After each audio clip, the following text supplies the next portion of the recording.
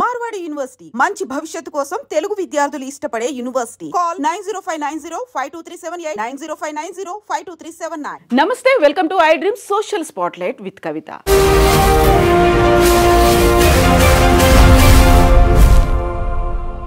America first, make America great again అనేటువంటి నినాదాలతో America అధ్యక్షుడిగా బాధ్యతలు స్వీకరించినటువంటి డొనాల్డ్ ట్రంప్ ప్రమాణ స్వీకారం దగ్గర నుంచి సంచలనమైనటువంటి నిర్ణయాల్ని తీసుకుంటున్నారు. ఒకవైపు ఎగ్జిక్యూటివ్ ఆర్డర్స్తో పాటుగా ప్రపంచ దేశాల మీద టారిఫ్స్తో ప్రపంచ దేశాలన్నీ ఆలోచించే విధంగా ట్రంప్ నిర్ణయాలు ఉన్నాయి.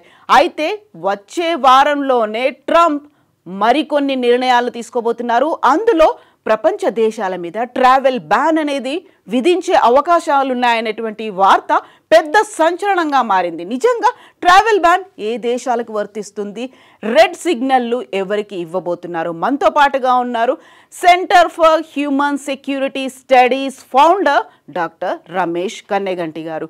రమేష్ గారు నమస్కారం అండి. సో గతంలో మనం ట్రంప్ గురించి మాట్లాడుకున్నాం. ట్రంప్ రాగానే సంచలనమైనటువంటి నిర్ణయాలు తీసుకుంటారు. ఎగ్జిక్యూటివ్ ఆర్డర్స్తో దేశంలోనూ టారిఫ్స్తో బయట కూడా తన నిర్ణయాల ప్రభావం ఉంటుంది అనేది. ఇప్పుడు మనం మాట్లాడుకోబోతున్నటువంటి ఈ ఒక హాట్ టాపిక్ ప్రపంచ దేశాల మీద ఎలాంటి ప్రభావం చూపిస్తుంది? తప్పకుండా అండి. ముఖ్యంగా ఐ డ్రీమ్ ప్రేక్షకులకి నా నమస్తే. కవిత గారు చాలా మీనింగ్ఫుల్ క్వశ్చన్ అడిగారు. ట్రంప్ జనవరి 20, 2025 ప్రమాణ స్వీకారం చేసిన దగ్గర నుంచి 47th president of United States of అమెరికాగా రేపు మార్చి 20కి 2 నెలలు పూర్తవుతుంది.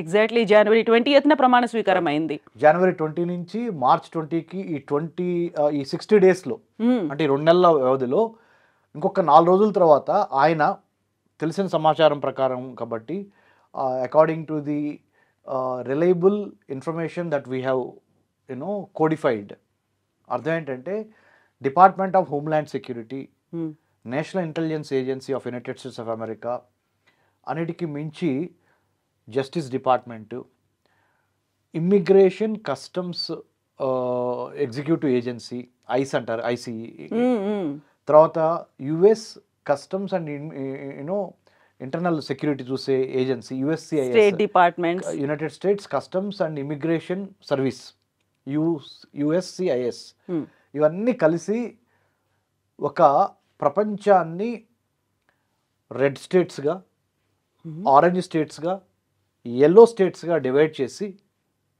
ట్రావెల్ బ్యాన్ అనేది అమెరికాలో ఎప్పటి నుంచో ఉంది.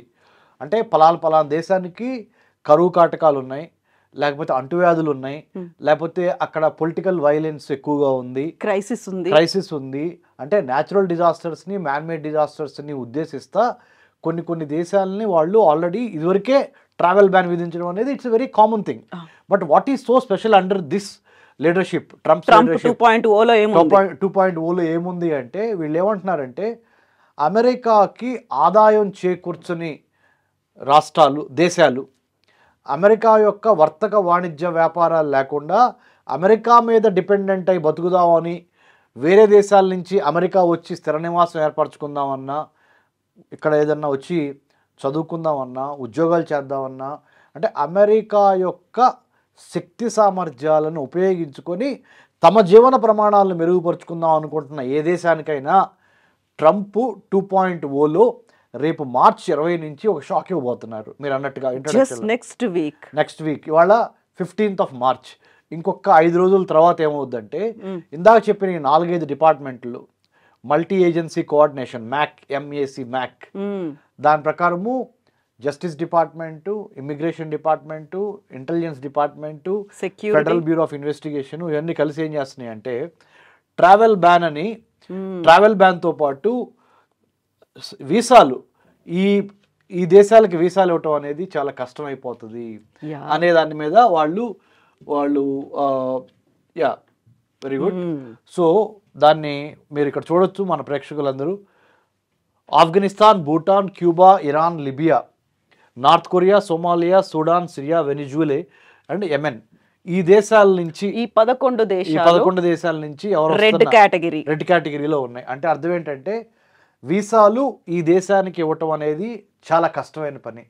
ఈ దేశస్థులు, ఈ citizens of these countries out of 100% 80% వరకు ఒక వీసా తీసుకొచ్చుకోవటం అంటే American visa it's next to impossible because all of this all travel band అంటే ఇందులో ఇంకా మనకి బిజినెస్ అనేది ఉండదు, F1 ఉండదు, H1B ఉండదు, L1 ఉండదు, M1 ఉండదు, నో వీసా. వర్తక వాణిజ్య వ్యాపారాలు, విద్య, ఏదైనా చెప్పండి మీరు, ఈ దేశాల నుంచి వచ్చే వాళ్ళకి మా దేశానికి గేట్లు మూసేస్తున్నాము అనే దాని మీద ఇంకొక 5 daysలో American government under the leadership of Donald Trump is going to come at openly.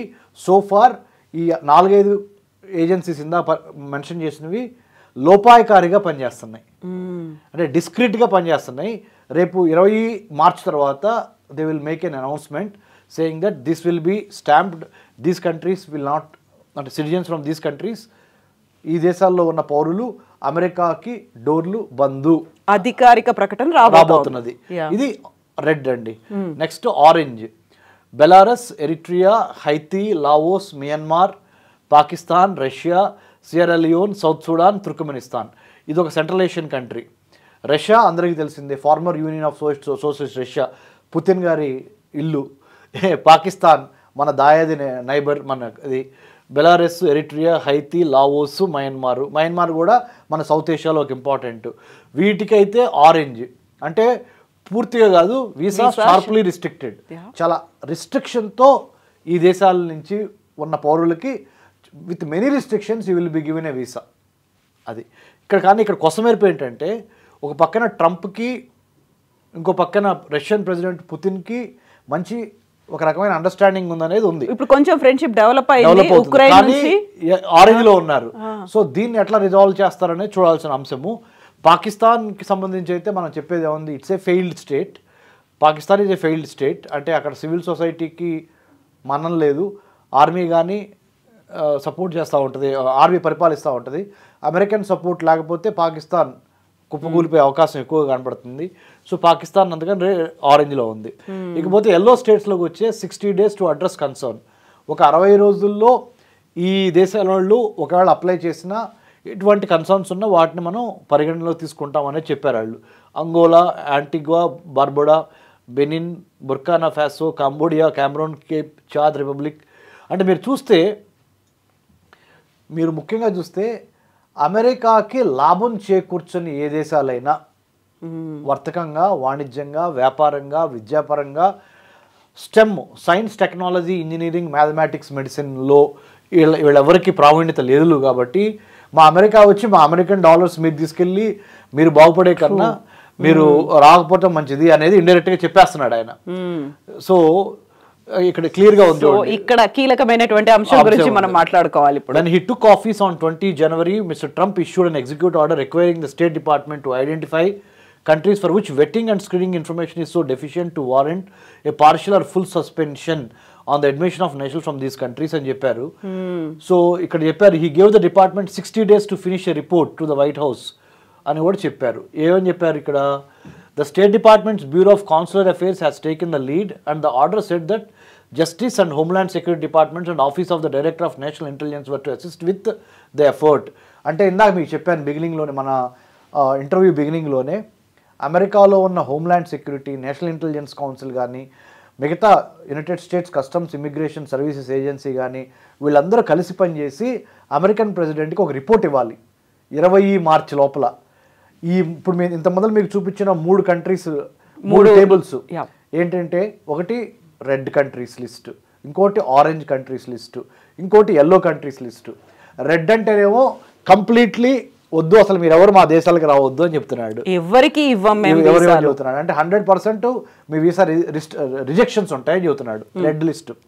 Orange list అంటే చూస్తాము, ఆలోచిస్తాము, రిస్ట్రిక్షన్స్ ఎక్కువ పెడతాము అంటున్నాడు ఆరెంజ్. ఎల్లో ఓకే, ఎల్లోకి ఇస్తాము కానీ దాంట్లో కూడా మాకు ఉపయోగపడే ఎన్నో చూసిస్తాము అనే మాట వాడటం జరిగింది.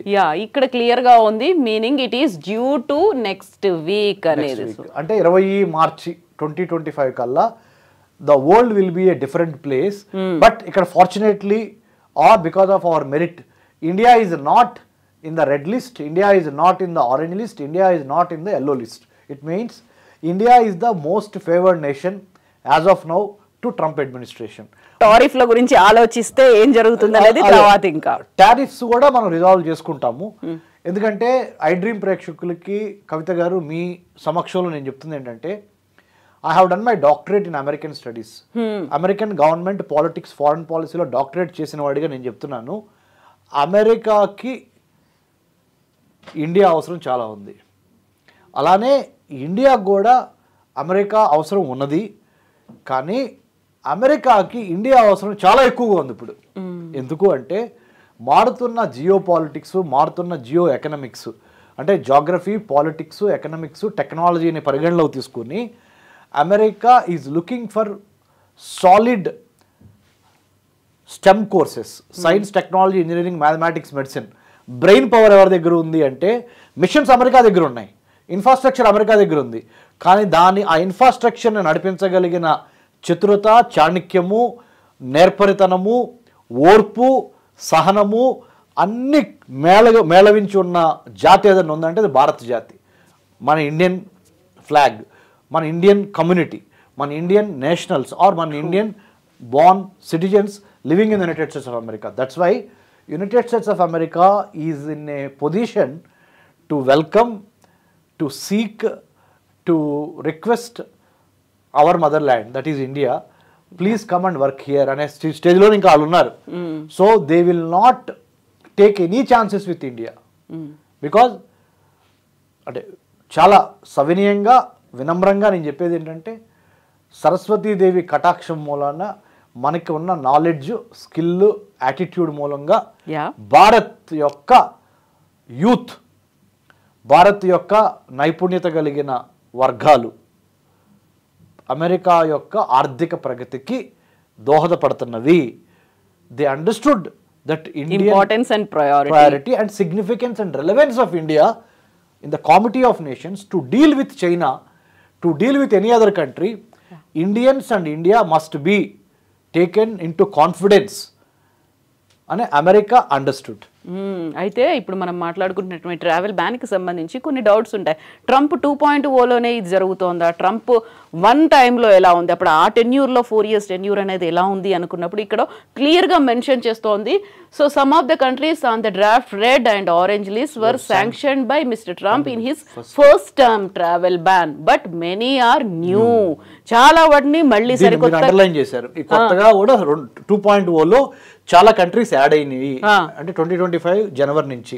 Yes, so some share characteristics with the earlier list. They are generally Muslim majority or otherwise non-white, poor and have governments that are considered weak or corrupt. And ఇప్పుడు మీరు చెప్పారు ఇంతకుముందు వాళ్ళ దేశంలో ఉన్నటువంటి సమస్యలు, క్రైసిస్ అవన్నిటిని కూడా కన్సిడర్ చేస్తున్నారు. అంటే మీరు అమెరికా రావటానికి మీ యొక్క దేశంలో ఉన్న సమస్యలు మీతో పాటు మా దగ్గరికి తీసుకురావద్దు. ఏం సమస్యలు? మీ ఫుడ్ ఇన్సెక్యూరిటీ, మీ వాటర్ ఇన్సెక్యూరిటీ, మీ ఎంప్లాయ్మెంట్ ఇన్సెక్యూరిటీ, మీ హెల్త్ ఇన్సెక్యూరిటీ, ఇలాంటి సమస్యలను తీసుకొచ్చి అమెరికాలో రుద్దద్దు. We are in no position to tackle or to bear or to welcome you, to give shelter, security, food, health, water. America is not in a position right now. We are not in that frame of mind and space. That's why please do not come అనేది క్లియర్గా చెప్పడం జరిగింది. మాగా make America great again, మనం కూడా make Bharat great again అనే దాంట్లో మనం కూడా ఉన్నాము. సో మనము ఉన్నాము, అమెరికా కూడా మాగా మైండ్ సెట్తో ఉంది, అంటే make America great again mind సెట్తో. అందుకని localization is the new globalization and the localization is the new norm in the entire world now.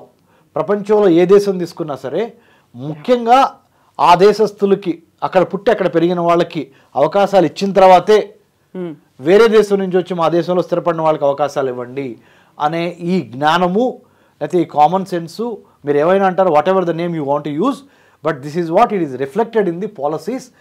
అమెరికాతోనే ఇది ఆగదు, డొనాల్డ్ ట్రంప్తోనే ఆగదు. డొనాల్డ్ ట్రంప్ యొక్క ఫ్రెండ్స్ కంట్రీస్ ఏవే ఉన్నాయంటే friendly countries, they also follow whatever Donald Trump is following. So ముఖ్యంగా మన భారతదేశం గురించి మాట్లాడదాం. భారతదేశానికి 15,000 కిలోమీటర్ల ల్యాండ్ బోర్డర్స్ ఉన్నాయి, 11,098 కిలోమీటర్స్ కోస్టల్ బోర్డర్స్ ఉన్నాయి. అంటే కవిత గారు, ఇవాళ మీరు నేను ఐ డ్రీమ్ స్టూడియోలో నుంచొని ఇవాళ భారతదేశం గురించి, ప్రపంచ దేశాల గురించి మాట్లాడుతున్న ఈ తరుణంలో భారతదేశంలో సుఖశాంతులు ఆర్థికంగా, రాజకీయంగా, సామాజికంగా, సాహిత్యపరంగా అభివృద్ధి చెందాలి అంటే ఈ 26,000 కిలోమీటర్ల బోర్డర్స్ని కాపాడుకోవాలి భారతదేశం. ఈ 11,098 11,098 kilometres of Coast line of India, 15,000 kilometers of land border India shares with other countries like Bangladesh, China, Nepal, Bhutan, Myanmar, Pakistan, Afghanistan. We share water border with Sri Lanka. Inni deshalto manam total 26,000 kilometers land and coast put together. So India has to safeguard. Otherwise repodina Bangladesh nuncho Kandi Sikhulu, refugees, Rohingya Muslims, లేకపోతే వేరే పాకిస్తాన్ నుంచో లేకపోతే నేపాల్ నుంచో Maoist ఎలిమెంట్లు ఇలాంటివి వచ్చి భారతదేశాన్ని ఇబ్బంది పెట్టకుండా ఉండాలంటే మనం కూడా ఒక పాలసీ ఫాలో అవ్వాలి. ఏంటి తెలుసా?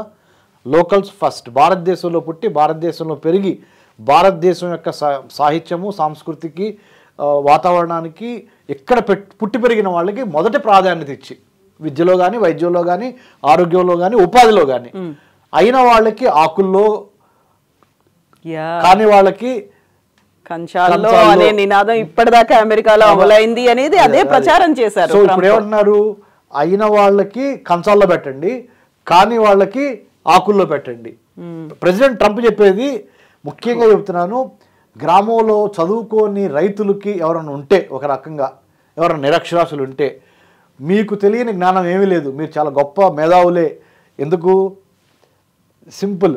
గ్రామ పంచాయతీలో కూర్చొని మీరు మాట్లాడుకుంటూ ఉంటారు.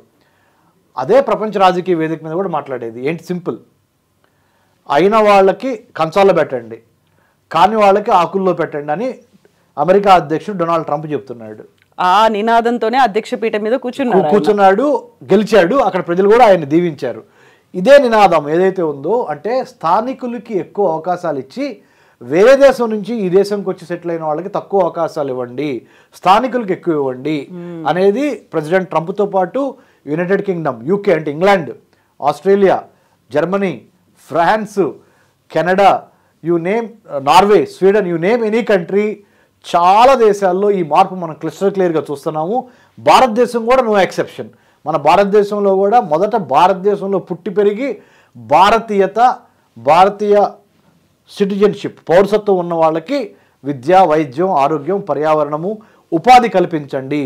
తర్వాత ఎవరన్నా వేరే దేశస్తులు ఇక్కడికి వచ్చి సెటిల్ అయితే వాళ్ళకి కూడా చూడండి, తప్పులేదు అనే ఈ థాట్ ప్రాసెస్, ఈ థాట్ లీడర్షిప్, ఈ ఐడియాలజికల్ అంటే ఒక భావ ప్రకటన, అంటే ఏదంటే ఒక సైద్ధాంతిక మార్పు మైండ్ సెట్లో వచ్చింది.